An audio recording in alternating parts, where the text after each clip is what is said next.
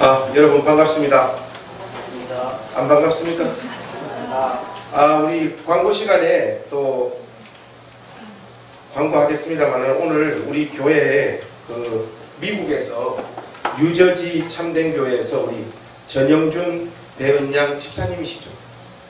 예, 우리 교회에 이렇게 방문해 주셨어요. 오신 이유는 김관성 목사님을 뵙고 싶었어요. 여러분들 우리 환영하면서 박수 한번 하겠습니다. 함께 예배드리게 되어서 저희들도 참 반갑고 그렇습니다.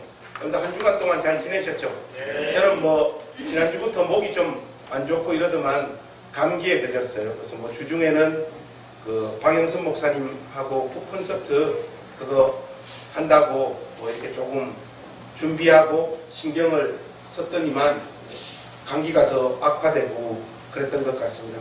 근데 다들 저한테는 온다고 말해놓고 왜 자꾸 그렇게 뻥을 치세요? 예배당에서 3분이 오셨습니다. 이 3분을 제가 특별히 사랑해 드리겠습니다. 그래서 와주셔서 감사하고, 혹시 콘서트 하는 영상은 페이스북에 가서 검색창에 두란노 이렇게 치면 거기 동영상 파일이 올라와 있습니다. 제가 그걸 다시 한번 보니까 박 목사님보다 제가 좀 더 잘하더라고요. 그래서 유익한 시간들이었고, 여러분들도 그 영상 보시면 목사님의 메시지가 여러분 영혼에 큰 울림을 줄 겁니다. 요번에 꽤 괜찮았어요. 목사님의 메시지가. 시간 나시는 분들 꼭 한번 보시길 바랍니다.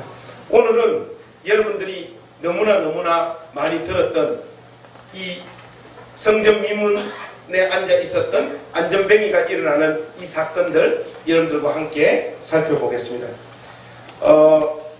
베드로와 요한은 제9시 기도 시간에 우리나라 시간으로 하자면 6시간을 더 해야 되니까 오후 3시입니다. 이 오후 3시는 유대인들이 하루에 3번 기도했던 기도 시간입니다. 그 기도 시간에 맞추어서 성전으로 향합니다. 그들은 구걸하고 있는 걷지 못하는 절름발이를 만나게 됩니다. 성전 미문에 이 안전뱅이가 앉아 있었다라고 하는 말은 여러 가지를 시사해요. 이 미문은 성전 바깥인 이방인의 뜰에서 성전 안 첫 장소인 여인의 뜰로 통하는 출입구이기에 평상시에 사람들이 가장 많이 지나다니는 장소입니다.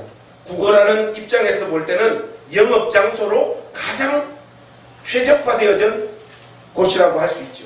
그리고 사람들이 그를 메어서 여기 이 자리에 두었다라고 하는 말은 그의 장애의 상태가 대단히 심각했음을 우리에게 말해주고 있고, 그래서 이 안전뱅이 구걸하는 이 사람은 그가 할 수 있는 유일한 일이라고 하는 것은 이렇게 많은 사람들이 지나가는 곳에서 구걸하는 그 일을 통하여 간신히 자기의 생명을 보존하는 것, 이거 이상 그의 생애의 의미를 찾아볼 수 없는 그런 가련한 사람이었다. 성경이 그렇게 우리에게 강조하고 묘사하고 있습니다.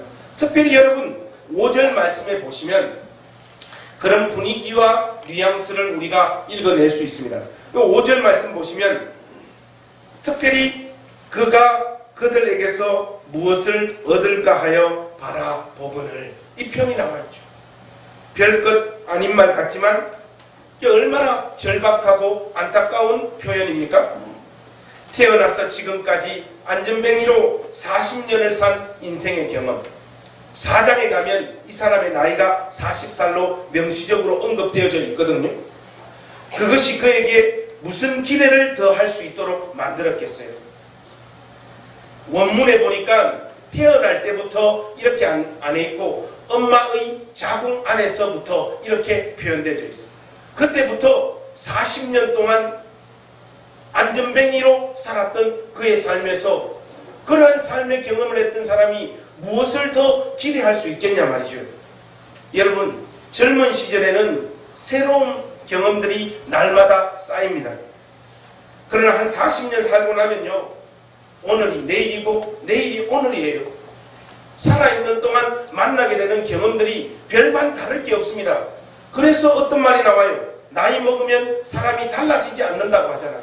왜 그런가 하면 이제부터 만나는 모든 경험들은 40년 동안 다 해봤기 때문에 그렇습니다. 그것도 이 사람처럼 절망적인 인생의 경험만을 40년 동안 계속해서 해보십시오. 무슨 삶에서 기대가 있겠습니까? 오늘도 그저 좋은 사람, 친절한 사람 만나서 그 사람이 던져주는 한 푼, 그 돈 얼마 가지고 내 생명 보존하고 지키는 것, 이거 이상 이 사람 생애에 무엇을 더 기대할 수 있겠냐 말이죠. 그런 기대 속에서 사도들을 바라보는데 베드로와 요한은 은과 금은 내게 없거니와 나사렛 예수 그리스도의 이름으로 일어나 걸어라, 이렇게 선포하고 있는 것입니다. 그 누구도 예상하지 못한 결과들이 발생되어지고, 특별히 여러분 7절과 8절에서 증언하고 있듯이 그는 놀라운 은혜를 경험합니다. 여러분 이 7절과 8절을 우리 한번 같이 읽어봤으면 좋겠습니다. 7절 8절 한 목소리로 읽겠습니다. 시작. 발과 발목이 곧 힘을 얻고 뛰어서서 걸으며 그들과 함께 성전으로 들어가면서 걷기도 하고 뛰기도 하며 하나님을 찬송하니. 여러분 이 사건이 주는 메시지와 의미가 굉장히 중요합니다. 이 본문은 사도행전에 등장하는 첫 번째 기적 사건이에요. 물론 2장 43절에 보시면 사람마다 두려워하는데 사도들로 말미암아 기사와 표적이 많이 나타나더라, 이렇게 이야기를 하고 있지만 기적과 이사를 구체적으로 묘사하고 설명하고 있는 것은 사도행전에서 이 안전뱅이가 기적을 경험하는 이 사건이 처음이에요. 이런 기사와 표적이 많이 나타나는 이유가 무엇일까요? 이것은 예수님의 구원의 능력과 십자가의 효력이 아직 이 땅에서 철수하지 않았음을 우리에게 명명백백하게 보여주는 사건입니다. 더 쉽게 말하면 예수님께서 분명히 성천하셔서 하나님 보좌 우편에 앉아 계시는데 이 땅에서 계실 때와 똑같은 일을 저 천상에서도 반복하고 계시다는 거예요.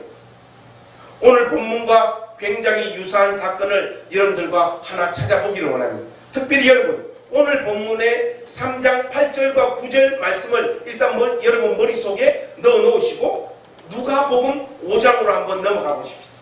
누가복음 5장 18절에서 26절 말씀까지 우리 한번 교독하겠습니다. 여러분들이 잘 아시는 중풍병자가 일어나는 사건이죠. 누가복음 5장 18절에서 26절 말씀. 제가 먼저 18절 말씀 읽겠습니다.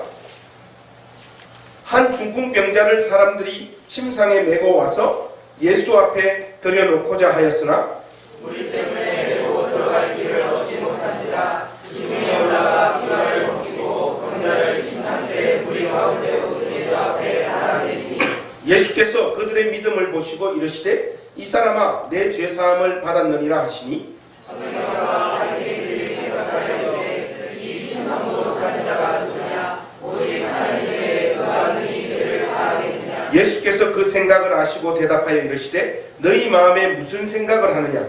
내 죄사함을 받았느니라 한 말과 일어나 걸어가라 한 말이 어느 것이 있겠느냐. 그러나 인자가 땅에서 죄를 사하는 권세가 있는 줄을 너희로 알게 하리라 하시고 중풍병자에게 말씀하시되 내가 내게 이르노니 일어나 내 침상을 가지고 집으로 가라 하시매 그 사람이 그들 앞에서 무릎 일어나 그 누웠던 것을 가지고 하나님의 영광을 돌리며 자기 집으로 돌아가니. 26절 우리 같이 하십시다. 모든 사람이 놀라 하나님께 영광을 돌리며 심히 두려워하여 이르되 오늘 우리가 놀라운 일을 보았다 하니라. 여러분 이 말씀에서 25절과 26절을 한번 보세요. 그리고 사도행전 3장 8절과 9절을 한번 보세요. 그 내용이 거의 똑같습니다.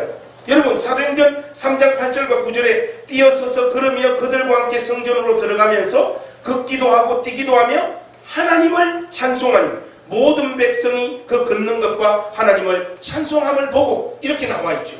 누가복음 5장 25절 26절에는 그 사람이 그들 앞에서 곧 일어나 그 누웠던 것을 가지고 어떻게 했다고요? 하나님께 영광을 돌리며 자기 집으로 돌아가니 모든 사람이 놀라 하나님께 영광을 돌리며 심히 두려워하여 이르되 오늘 우리가 놀라운 일을 보았다 하니라. 여러분, 구조적으로도 내용적으로도 거의 똑같지 않습니까? 이 기적 사건은 천상에 계신 주님께서 이 땅에 계실 때와 동일한 일들을 지금 여기서도 펼쳐 보이고 계시다는 거예요. 그래서 사도행전은 성령 행전이 아니고 예수 행전이라고 이야기해야 정확한 거예요. 성령도 예수께서 친히 보내시는 것으로 묘사하고 있는 거예요. 모든 주도권이 천상에 계신 예수님께서 직접 행하시는 것으로 사도행전은 계속해서 묘사하고 있는 것입니다. 베드로와 요한의 고백 속에도 그 의미가 분명히 나타나고 있습니다. 베드로가 이르되 은과 금은 내게 없거니와 내게 있는 이것을 내게 주노니 나사렛 예수 그리스도의 이름으로 일어나 걸으라. 나사렛 예수 그리스도의 이름으로 일어나 걸으라. 토마스 워크라는 신학자가 이 부분을 기가 막히게 이렇게 묘사했습니다. 그 권능은 그리스도의 권능이었으나 그 손은 베드로의 손이었다. 딱 정확한 말 아닙니까? 베드로는 예수님께서 베푸시는 능력과 은혜의 도구와 통로로 그냥 쓰임받고 있는 것이지, 이 안전뱅이를 실질적으로 이렇게 세운 그 능력은 천상에 계신 우리 주 예수 그리스도의 능력이었음을 성경이 말하고 있는 것이에요. 자기들의 힘과 능력으로 이 기적이 발생하고 있는 것이 아니라 오직 나사렛 예수 그리스도의 이름이라고 말하고 있지 않습니까? 특별히 나사렛 예수 그리스도라고 하는 이 표현은요, 사도행전에서 딱 2번밖에 나오지 않아요. 여기와 4장 10절 딱 2번 나옵니다. 그만큼 이 표현은 이 땅에 계셨던 바로 그 예수님, 예수님의 역사성을 강조하고 있는 표현입니다. 이 땅에 계신 그 예수님이 지금도 천상에서 일하고 계신다라고 하는 명백한 신앙의 고백이 나사렛 예수 그리스도의 이름으로 일어나 걸으라, 그렇게 표현되어지고 있는 것입니다. 그렇다면 여러분, 예수님께서 이 땅에 계셨을 때와 똑같이 저 하늘에서도 이런 일들을 계속해서 펼치고 있는 이유가 무엇일까요? 분명한 것은 안전뱅이를 이렇게 세운 이 기적 그 자체가 오늘 본문의 핵심도 의도도 아니라는 것을 여러분들이 기억하셔야 됩니다. 우리가 자칫하면 이런 본문을 접하면서 어떤 기대와 소망을 가지게 되는가 하면 하나님의 전능성에 기대어서 자기 자신의 결핍과 아픔이 그리스도 안에서 치유되어질 수 있다라고 쉽게 확신을 가지게 됩니다. 맞지요, 여러분? 우리의 그 어떤 문제라도 하나님 앞에서 장애물이 되어질 것이었고 다 치료되어짐을 저도 믿습니다. 안 믿습니까, 제 말을? 저는 정말로 믿는 사람입니다. 저 역시 확신하고요. 그런데 여러분, 그것이 우리의 기대와 바람대로 절대로 진행되어지지 않는다는 거예요. 우리가 가지고 있는 치유되어질 수 있다라고 하는 그 생각과 그 개념이 주님의 방식과 이해와는 다를 수 있다는 것을 여러분들이 기억하셔야 돼요. 농담 삼아서 여러분들에게 말씀드립니다마는, 여러분, 우리가 예수 믿고 예수님에게 어디 한두에 속고 살아갑니까? 우리가 가지고 있는 이 갈망과 개선되어졌으면 하는 우리의 삶의 조건들을 주 앞에 분명히 내려놨음에도 불구하고 끊임없이 내가 기대하는 방식이 외면되어지는 경험들을 우리는 예수님 안에서 숱하게 경험하잖아요. 그래서 여러분들의 얼굴 인상들이 별로 좋지 않잖아요. 우리 교회 나오는 분들 중에 활짝 웃으시는 분들이 거의 없습니다. 거의 다 우거지상을 하고 매주 이렇게 오시잖아요. 그거 왜 그러냐? 내 기대했던 바가 예수님을 이렇게 간절하게 믿는데도 불구하고 현실이 되어서 내 삶에 찾아오지 않기 때문에 그렇습니다. 성경에 등장하는 이런 기적들의 목적은 우리의 기대와 소원보다 훨씬 더 크며 우리에게 더 복된 것들을 허락하시려고 하는 하나님의 의도가 감추어져 있다는 것을 여러분들이 캐치하셔야 돼요. 이 기적이 일어난 다음 거지요 안전뱅이를 찾아온 물리적인 완전한 치료, 거기에서 이 사건이 끝나지 않습니다. 여러분 다시 8절과 9절을 한번 주목해 보십시오. 어떤 일이 벌어집니까? 뛰어서서 걸으며 그들과 함께 성전으로 들어가면서 걷기도 하고 뛰기도 하며 하나님을 찬송하니 모든 백성이 그 걷는 것과 하나님을 찬송함을 보고, 이렇게 나와 있습니다. 여러분 이 표현이 별것 아닌 것 같지만 구약 성경을 근거로 하자면요, 이 안전뱅이들은 성소나 성전에 출입 금지되어진 자들이에요. 레위기 21장에 보면 이런 말씀이 나와 있잖아요. 아론에게 말하여 이르라. 누구든지 너의 자손 중 대대로 육체에 흠이 있는 자는 그 하나님의 음식을 드리려고 가까이 오지 못할 것이니라. 누구든지 흠이 있는 자는 가까이 못할지니 곧 맹인이나 다리 저는 자나 코가 불완전한 자나 지체가 더한 자나 발 부러진 자나 손 부러진 자나 등 굽은 자나 키 못 자란 자나 눈에 백막이 있는 자나 섭진이나 버짐이 있는 자나 고안 상한 자나. 여러분 다 섭진 있잖아요. 여러분 이런 장애를 가진 사람들은 성소와 성전에 출입 금지되어진 자예요. 하나님 앞으로 나아가 자기의 마음을 토하고 성전에 임재하신 하나님의 영광을 마음껏 누릴 수 없는 자라는. 그런데 이 유대인들에게 있어서 이처럼 성전이란 하나님의 임재가 머무는 곳이에요. 이곳에 단 한 번도 들어가지 못한 그 처절함을 어떻게 다 우리가 이해하고 설명할 수 있겠습니까? 그가 앉아 있었던 미문을 통과해서 성전으로 직행하는 그의 심정을, 그의 벅찬 심정을 어디에 비유해서 여러분들에게 설명을 해야 될지 모르겠어요.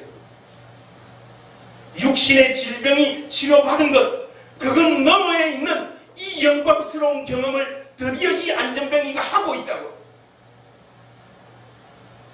제가 처음 박영선 목사님을 만나러 갈 때가 있어요. 저는 잔챙이, 그분은 거인. 뭐 어떻게 해가지고 1년 반 전인가 박영선 목사님을 만나러 가는데, 여러분 알다시피 저는 목소리만 컸지 겁과 두려움이 많은 소심한 인간입니다. 그래서 페이스북에도 어떤 글을 쓰면 누가 저의 글을 비판하면 바로 차단을 해버리는 사람이에요. 넉넉하게 봐주는 사람이 아니에요. 겁이 나기 때문에 그런 거예요. 겁이 나기 때문에. 그 사람이 미워서 그러는 거 절대로 아닌 거 여러분들도 아시죠? 그러니까 여러분, 저 같은 놈이 그 박 목사님 처음 만나러 갈 때 얼마나 긴장되겠어요. 그 목양식 문을 넣는데 벌벌벌벌벌 막 떨리더라고요. 그래서 그분을 아련하고 시간이 이렇게 지나고, 요번에 북콘서트 할 때 왜 김관성하고 했느냐? 목사님 누가 이렇게 물었습니다. 하니까 목사님이 이런 말씀을 하시더라고요. 보통 한국 사람들은 누구를 사랑하고 좋아하고 존경해도 그것이 얼굴에 표현되기는 어려운데, 김 목사님을 처음 봤어. 정말로 나를 사랑하고 좋아하는, 존경하는 그게 얼굴에 묻어 있더라는 거예요. 그때 제가 정말로 그랬겠습니까? 그다 쇼입니다, 여러분. 제 연기력에 속아 넘어간 거예요. 여하튼 박 목사님을 만나러 갈 때 그 두근거렸던 그 심정보다 이 안전뱅이의 이 마음은 훨씬 더 컸던 것 같아요. 태어나서 처음 하나님의 은혜와 하나님의 영광과 하나님을 예배하는 그 명예, 그 영광이 자기의 생애에 찾아온 그 경험을 이 안전뱅이가 지금 하고 있는 것입니다. 성경은 바로 이 부분을 강조하고 있는 것이에요. 여러분, 저는 개인적으로 이 안전뱅이의 이 심정을 가장 잘 묘사한 성경 구절이 어딜까 했을 때, 골로새서 1장 13절 말씀도 흑암의 권세에서 우리를 아들의 나라로 옮기셨다라고 하는 그 표현도 좀 생각났지만, 사도행전 문맥 안에서는 여러분들하고 이 말씀을 한번 같이 찾아보면 하나님의 의도와 안전뱅이의 심정이 이 말씀 안에 다 포함되어져 있을 것 같습니다. 여러분, 사도행전 26장으로 우리 한번 넘어가 보십시오. 사도행전 26장 15절에서 18절 말씀. 사도행전 26장 15절에서 18절. 제가 먼저 15절 읽을게요. 내가 대답하되 주님 누구시니까? 주께서 이르시되 나는 내가 박해하는 예수라. 일어나 너의 발로 서라. 내가 내게 나타난 것은 곧 내가 나를 돌리와 장차 내가 너에게 나타나리되 너로 종과 진을 상대하리니. 이스라엘과 이방인들에게서 내가 너를 구원하여 그들에게 보내어 어두움에서 빛으로 사단의 권세에서 하나님께로 돌아오게 하고 죄사함과 나를 믿어 거룩하게 된 무리 가운데서 기업을 얻게 하리라 하더이다. 바로 이 부분입니다. 사단의 권세에 장악당한 자를 끌어내어 하나님의 영광의 통치가 임하는 그 현장의 자리로 하나님께서 안전뱅이를 지금 부르시고 계신 것이에요. 그런데 이것을 여러분 우리가 귀신을 쫓아냈다, 부자가 되었다, 좋은 학교에 들어갔다, 좋은 직장을 얻었다라고로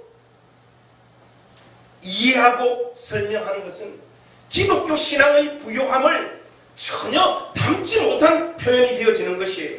여러분 그런 현상은요 예수 믿지 않아도 얼마든지 사람들 삶에 나타날 수 있는 것들입니다. 그리스도 안에서만 누리는 특권으로 그것을 설명하는 것은 기독교 신앙을 심각하게 오해하는 것이에요. 인간들이 가진 삶의 문제를 해결해줘서 안락과 평안한 삶을 허락하겠다라고 하는 메시지는 기독교의 메시지가 아닙니다.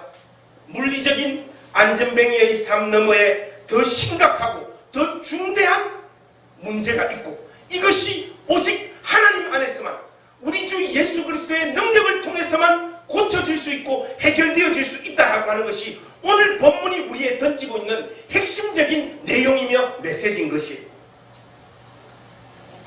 교회를 찾아오는 사람들은 자기들의 기대와 노림수가 각자 다 있습니다. 제가 그것을 그 유명한 명저 본질이 이긴다 이 책에서 목사는 교인들의 화투패를 미리 보고 강단에 올라가야 된다 그렇게 표현을 했죠. 여러분들이 이 예배당을 지금 찾아올 때 여러분 마음과 머릿속에 어떤 노림수와 어떤 기대를 가지고 이 자리에 나와 있느냐, 여러분들의 화투패를 제가 다 꿰뚫어 보고 있습니다. 겉으로 보면 다 얼굴이 선해 보입니다. 왜 선해 보입니까? 화장빨이에요. 자세히 피부 깊숙이 한번 들여다보세요. 전부 다 악당들이에요. 무언가를 소망하고 기대하는 마음들이 여러분들 가운데 있습니다. 그냥 나오는 사람은 아무도 없습니다. 그 마음 자체가 문제는 아니지만 여러분들 안에 갈망하고 소원하고 있는 것들이 거의 다 꾸린 것들이라는 거예요. 예수님이 지금 내게 당장 해주셨으면 하는 것이 있는데 성전 미문에 앉아 있었던 안전뱅이처럼 뭔가에 장악되겠어요. 자기가 지금 겪고 있는 이 문제만 해결되어지면 내 삶은 족하고 이것만 해결되어지면 내 삶이 어떤 안정과 평안한 삶을 경험할 수 있을 것이라고 대부분이 착각하고 이 자리에 앉아있다 이 말입니다. 주님의 몸된 교회의 설교자는 성도들의 그 절박한 필요가 기도하면 하나님께서 해결해 주신다라고 거짓말을 치는 사람이 아닙니다. 여러분들의 갈망과 소원을 빌어주고 방법을 찾아주는 것이 교회가 아니에요. 여러분들에게 정말로 필요한 여러분 영혼에 반드시 있어야만 되는 그것을 악착같이 고수하고 그것을 전가하고 그것을 외치는 사람이 설교자입니다. 바로 그것은 우리 주 예수 그리스도의 능력이요 은혜요 이름입니다. 여기는 그것밖에는 소유한 곳이 없는 현장인 것을 여러분들이 기억하셔야 돼요. 종교사회학자인 피터 루터비버그가 외치는 이 메시지를 한번 들어보세요. 종교가 사회적으로 그리고 심리학적으로 기능하는 곳에서 기독교 설교는 사람들이 사회의 필요와 인간 심성의 야욕에 반대하는 하나님과 마주치도록 해야 한다. 여러분 얼마나 정확한 메시지입니까? 기독교 설교자의 임무는 세상에서 살아가는 방법에 대해서 도덕적인 격려나 위로를 해주는 사람이 아닙니다. 그러한 것은 이 세상에 수많은 사람들이 하고 있어요. 여러분들이 가지고 있는 삶의 해결책을 쉽게 하나님 이름으로 제시하는 사람이 설교자가 아니고 교회가 아닙니다. 하나님의 탁월한 아름다움과 위엄에 대해서 날마다 선포하는 자요? 그리스도를 만나지 못하면 우리의 삶의 조건이 어떤 상황에 놓여 있더라도 헛된 인생임을 목소리 높아 증거하는 자가 설교자요 주님의 몸된 교회임을 여러분들이 기억하십니다. 사람들이 무엇을 가지고 싶어하는가, 무엇을 누리고 싶어하는가, 무엇을 꿈꾸고 사는가, 이런 것에 관심을 가지고 이런 것에 호응하는 설교자와 교회 때문에 한국교회가 이 모양 이 꼴이 되어져 버린 것입니다. 교회에서조차도 예수님보다 사람들의 갈망과 소원으로 상징되어지는 바로 그 돈, 그 돈이 넘버원이 되어져 버렸어요. 좀 심하게 말하면 오늘날의 설교자와 교회들이 어떻게 이야기를 합니까? 나사렛 예수 그리스도의 이름은 내게 없거니와 내게 있는 것으로 내게 주노니 이 돈을 받으라, 이 지하를 끌고 있다, 이 말이에요. 이 돈으로 상징되는 그 안에 인간의 온갖 야욕과 욕망이 산재되어져 있는 것입니다. 돈이 돈만을 의미하지 않는다는 것을 여러분들이 기억하십시오. 그러나 교회는 돈이 없어도 온 마음을 다하여 자기 할 일이 있어야 하는 곳이 되어야 합니다. 사람을 섬기고 살리는 곳이 되어야 돼요. 돈이 할 수 없는 것을 해내야 진짜 주님의 몸된 교회입니다. 돈이 없어서 무언가를 할 수 없다, 이런 말은 전부 다 거짓말이거나 주님께서도 지금 저 천상에서 초대교회에 역사하셨던 것처럼 동일하게 지금도 일하고 계심을 믿지 않는 것이에요. 우리에게 나사렛 예수 그리스도의 이름이 있다는 것을 오늘날 교회들이 실감하지 못하고 살아갑니다. 더 쉽게 말하자면 하기 싫은 거예요. 예수님 이름으로 어떤 일을 하기 싫은 거예요. 왜 하기 싫은 줄 아십니까? 돈으로 무언가를 감당하고 해내야 자기가 어떤 일을 한 사람이라는 것이 무사람들에게 나타나거든. 자기 과시 문화에 노출된 우리는 이름도 없이 빛도 없이 누군가를 예수 그리스도의 이름으로 섬기는 것에 흥미를 느끼지 못합니다. 그래서 교회도 돈 하는 거예요. 교회에서 소위 하나님의 역사라고 떠들고 이야기하는 것들이 무엇인지 한번 보십시오. 전부 다 돈이잖아요. 돈 없으면 그 하나님 역사 안 나타나는 것들이지 않습니까? 교회는 돈으로 할 수 없는 것을 핵심적인 내용으로 가지고 있어야 되는 곳입니다. 그래야 돈에 장악되어지지 않는 순결한 교회로, 오직 예수 그리스도의 이름만 남기는 교회로 설 수 있는 것이에요. 세상이 흉내낼 수 없는 삶의 열매는 결단코 돈으로 할 수 없는 것입니다. 문제는 교회가 어느 순간부터 하나님을 돈으로 대체해버렸어요.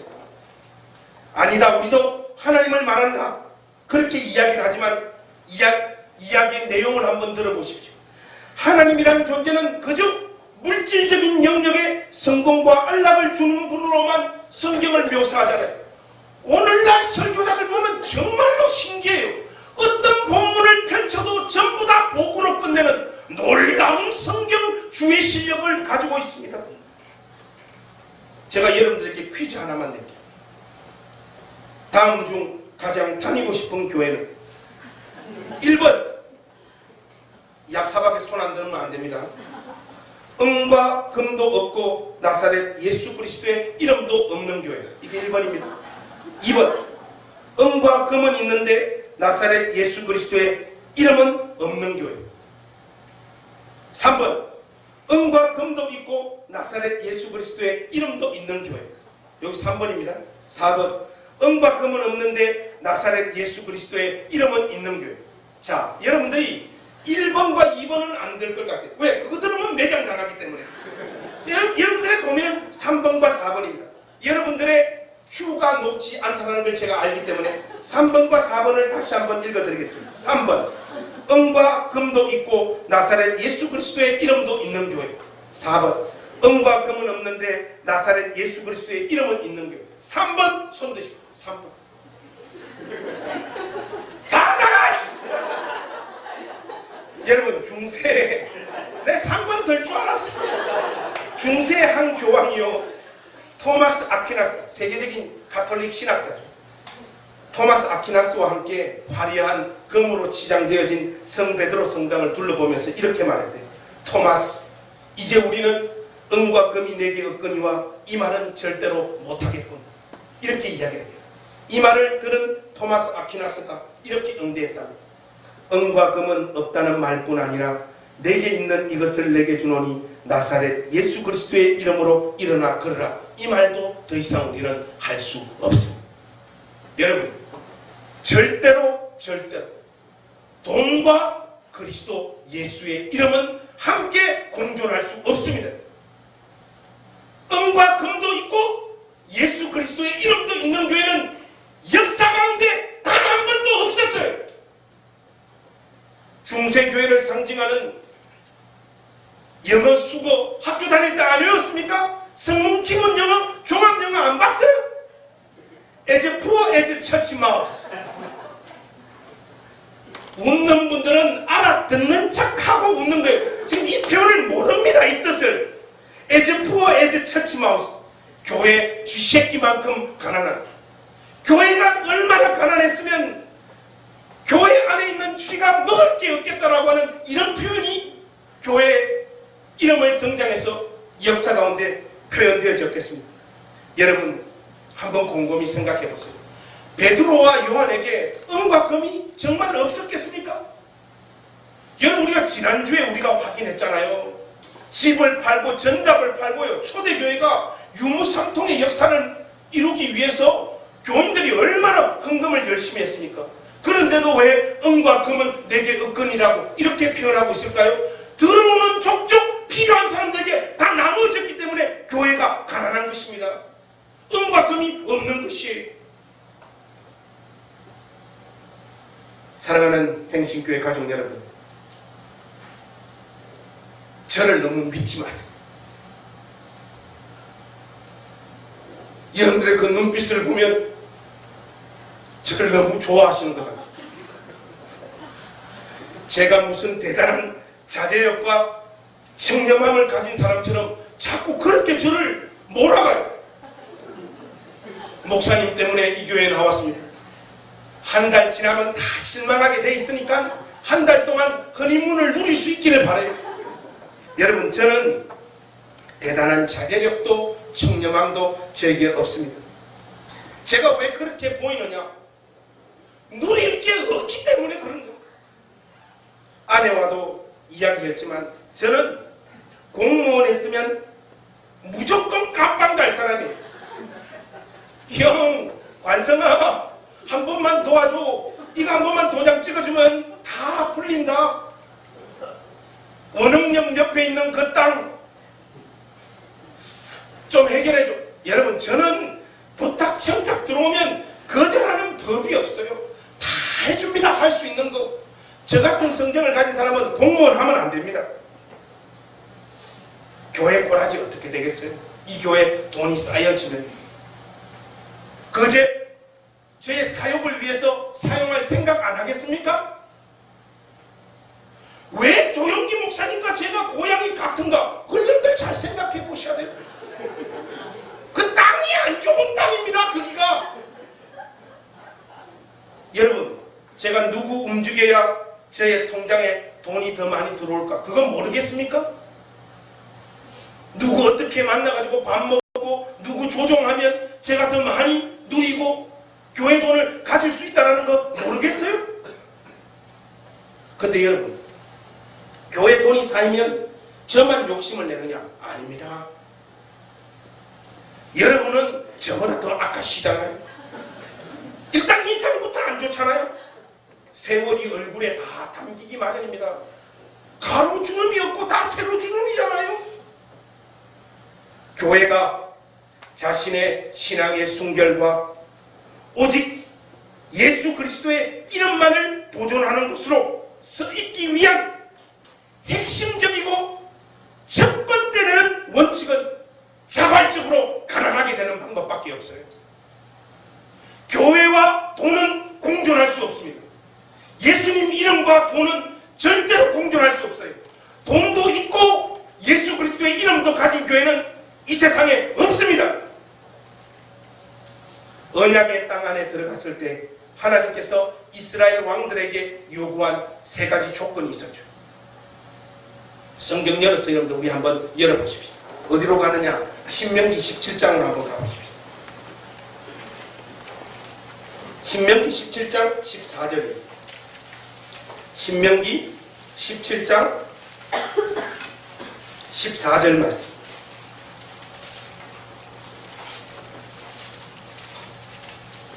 제가 14절 읽겠습니다. 내가 내 하나님 여호와께서 내게 주시는 땅에 이르러 그 땅을 차지하고 거주할 때 만일 우리도 우리 주위의 모든 민족들 같이 우리 위에 왕을 세워야겠다는 생각이 나거든. 반드시 내 하나님 여호와께서 택하신 자를 내 위에 왕으로 세울 것이며 내 위에 왕을 세우려면 내 형제 중에서 한 사람을 할 것이요 내 형제 아닌 다윗을 내 위에 세우게 할 것이며 16절부터는 여러분들 우리 한 목소리로 끝까지 20절까지 같이 읽으십시오. 시작. 그는 병마를 많이 주지 말 것이요 병마를 많이 얻으려고 그 백성을 애굽으로 들어가게 하지 말 것이니 이는 여호와께서 너희에게 이르시기를 너희가 이후에는 그 길로 다시 돌아가지 말 것이라 하셨으며 그에게 아내를 많이 두어 그의 마음이 미혹되게 하지 말 것이며 자기를 위하여 은금을 많이 쌓지 말 것이며 그가 왕위에 오르거든 이 율법서의 등사본을 레위 사람 제사장 앞에서 책에 기록하여 평생 자기 옆에 두어 읽어 그의 하나님 여호와 경외하기를 배우며 이 율법의 모든 말과 이 규례를 지켜 행할 것이라. 그리하면 그의 마음이 그의 형제 위에 교만하지 아니하고 이 명령에서 떠나 좌로나 우로나 치우치지 아니하리니 이스라엘 중에서 그와 그의 자손이 왕위에 있는 날이 장구하리라. 여러분, 언약의 땅을 통치하는 이스라엘 나라의 왕에게 금지되어진 것이 세 가지입니다. 하나는요, 금과 은입니다. 그리고 하나는요, 말입니다. 그리고 하나는 여자예요. 여러분, 이 세 가지가 상징하는 것이 무엇입니까? 하나는 돈이요, 권력이요, 쾌락이지 않습니까?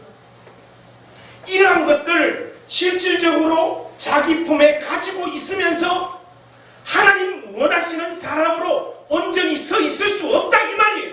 그 언약의 땅을 영광의 하나님 말씀을 가슴에 담아서 다스리거나 통치할 수 없는 존재가 인간이라는 거예요. 하나님은 인간을 지으신 분입니다. 우리가 어디에서 어떻게 넘어질지를 하나님은 미리 다 아시는 것이에요. 하나님을 잘 믿는 자에게 금과 은을 주시고 말을 주시고 여자를 주시는 것이 아닌 것입니다. 여러분 삶과 인생의 일정 부분의 결핍과 답답함을 느끼는 것, 그것이 하나님을 찾아 나아가는 하나님의 은혜의 수단임을 잊지 마십시오.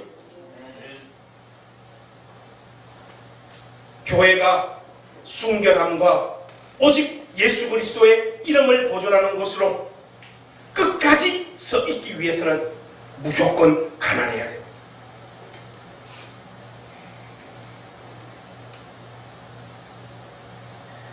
미국의 텍사스에 있는 한 교회에 실제로 일어났던 일이라는데 정말로 재미있어요. 여러분, 텍사스 쪽에는 기름이 많이 나잖아요. 교회에 예배 드리고 있는데 교회 밑으로 유전이 발견돼 버려요. 왜 미국에만 이런 일이 일어나냐고요. 그러니까 이게 지금 교회가 난리가 난 거예요. 그래서 이걸 교인들끼리 싸우기 시작을 한 거예요. 그래서 법정에 가니까 판사님이 뭐라고 결정했는가 하면 교회의 유전이 발견되는 것은 목사의 재산이 아니다. 온 교회 교인들이 공동으로 나누어야 되는 재산이다. 이 판사 나쁜 놈이에요. 그래가지고 교회가 어떤 결정을 내리는가 하면 기가 막힙니다. 이제부터 우리 교회에 아무도 못 와. 자기에게 떨어질 배당률을 높이기 위해서 교회 아무도 못 오도록 교회 문을 닫았다는 거 아니에요? 교회에 돈이 생기기 시작을 하면요, 우리가 이런 유혹에 빠져들지 않을 것 같습니까? 빠져들게 되어져 있습니다. 사람이 우글거리고 멋진 예배당 갖추어 보세요. 그곳에 아무나 올 수 있습니까? 소위 여러분 꽤나 규모가 되는 교회에 아무나 갈 수 있습니까?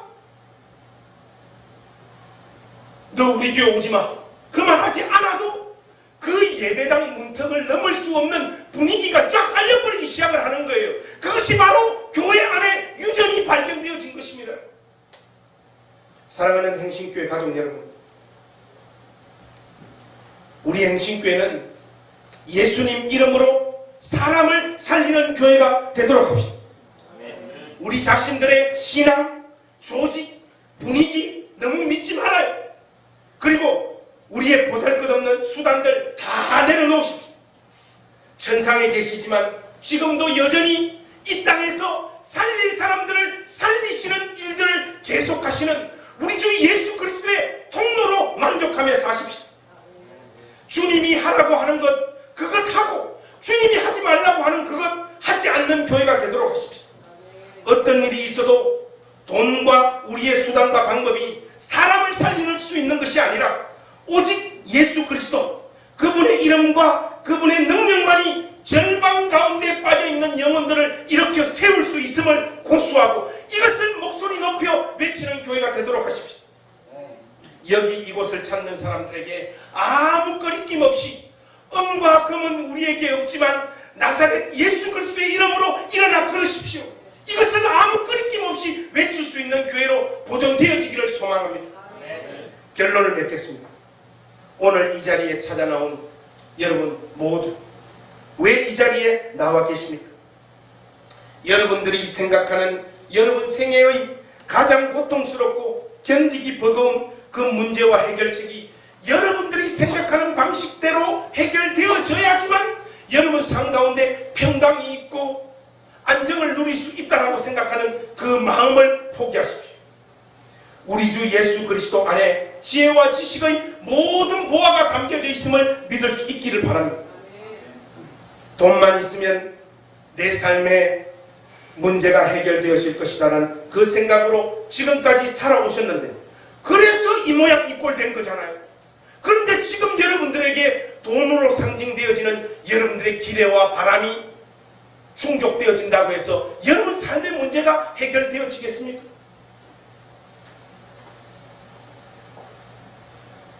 제가 여러분들에게 말씀드리잖아요. 인생이라고 하는 것은 예수님 안에 있다고 하더라도 끊임없는 고난의 연속이라는 것을 잊지 마십시오. 고속도로 운전해 보셨어요? 다 아시죠? 긴 터널 통과할 때 너무 길다. 빨리 터널 지났으면 좋겠다 해서 터널을 지납니다. 그러면 빛이 확 몰려와요. 300m 지나고 나면 동양 최대 길이의 터널이 다시 나타납니다.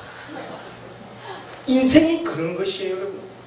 예수님 안에 있다고 해서 이 삶과 인생의 문제를 근본적으로 해결받고 벗어날 수 있다고 착각하거나 기대를 가지지 마십시오.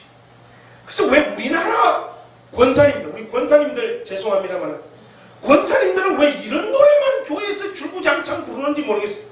왜 나만 겪는 고난이냐고 불평하지 마세요. 이거 이제 그 다음 구절 가면 다 울더라고. 고난의 뒤편에 있는 주님이 주신 축복 미리 보면서 감사해. 감사하고 나면 동양 최대 터널이 또 나타난다니까요. 여러분 우리는 이 노래를 죽을 때까지 불러야 되는 운명의 소유자들입니다. 그것이 세상살이고요. 하나님은 그것을 우리에게 면제시켜 주지 않습니다. 너무 가혹하십니까? 현실인데 어떡하겠어요? 그러면 예수 뭐하러 믿느냐? 여러분 예수님 안에서 경험하는 신자의 위력과 능력이 무엇인지 아십니까? 내가 그토록 몸서리를 치면서 벗어나고 싶은 이 개떡과 같은 삶을 통해서도 주께서 일하시며 우리를 복되게 하신다는 것, 그것이 신자의 영광이요 명예입니다. 여러분은 각자의 조건과 여건 속에서 끊임없이 하나님을 대신하는 그 무엇을 구비하고 싶은 유혹과 시험 앞에 끊임없이 노출되어져 그것을 이기시고 예수님 이름으로 우뚝 서셔야 됩니다.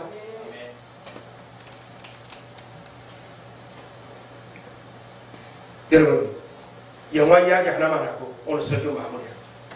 여러분, 쇼생크 탈출 보셨습니까? 이게 영어로는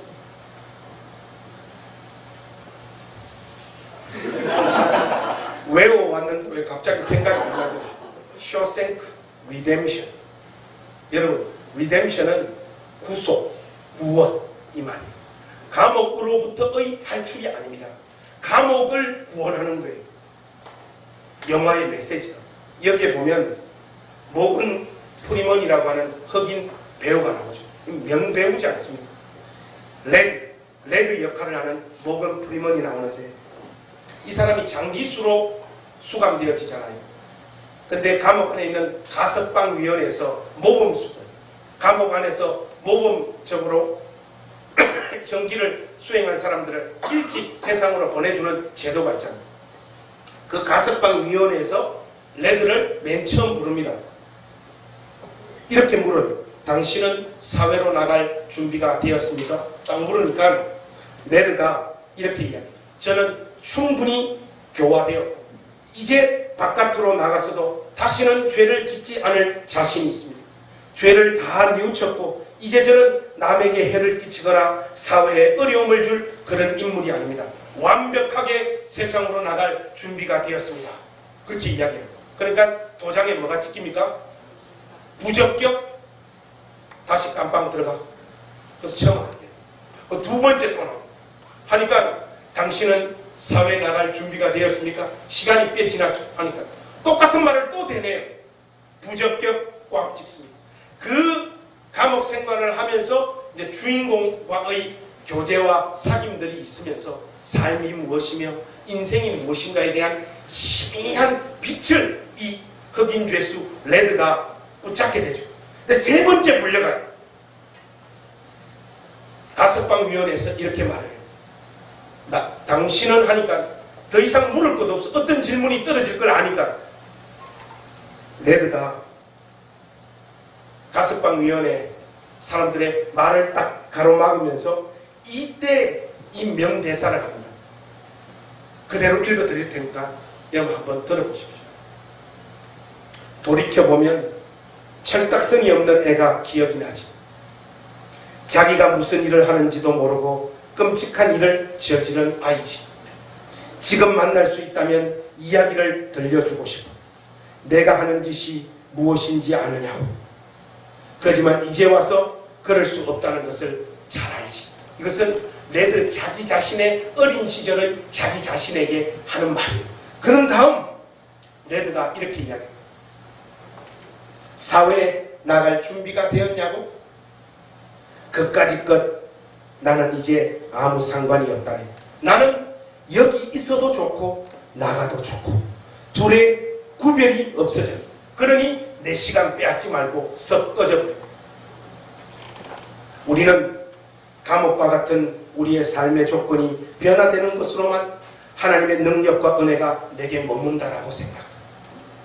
그것 이외에는 관심이 없습니다. 그러나 여러분 그렇지 않습니다. 그 어떤 여건과 환경도 내겐 더 이상 의미가 없습니다. 그리스도 예수 안에서 경험하는 나의 모든 삶이 궁극적으로 하나님의 영광을 드러내는 재료가 되기 때문에 여러분 이 고백을 신자가 되어야 됩니다. 이 고백의 주인공들이 되십시오. 그 사람이 진정으로 안전병의 자리에서 우뚝 일어선 진정한 하나님을 만난 인생임을 기억하셔서 더 이상 여러분들 안에 우글거리고 만족스럽지 않는 여러분 삶의 문제가 여러분들이 원하는 방식대로 예수 안에서 해결되어지는 것으로만 삶의 의미를 찾는 이 삶의 패턴을 중단하시고 주께서 여러분들에게 만들어주시는 예수 안에서 누리는 모든 삶의 경험이 여러분들에게 복이 되어진다라고 하는 이 사실 붙잡고 남은 생에 우리 주 예수 그리스도 안에서 우리 주 예수 그리스도의 능력과 은혜를 마음껏 누리고 살아가는 복된 인생들이 되시는 멋진 행신교회 가족들이 되어주시기를 우리 주님의 이름으로 축복합니다. 기도하겠습니다. 하나님, 성전 미문에 앉아있었던 안전뱅이처럼 우리가 하나님을 향하여 갈망하고 소원하는 것, 돈 몇 푼이 아닌지, 우리의 바람과 소원, 내가 원하는 시간과 조건 속에 충족되어지는 것, 그것만 기대하고 사는 인생들이 아닌지 우리 자신들을 뒤돌아봅니다. 하나님, 주님 안에서는 실패가 없다라는 것을 기억하기를 소망합니다. 우리 행신교회 가족들 위로해 주시고 힘 주시고 끝까지 우리와 동행하신다라고 하는 그 약속의 말씀, 우리 영혼에 속삭여 주시옵소서. 예수님의 이름으로 기도하옵나이다. 아멘.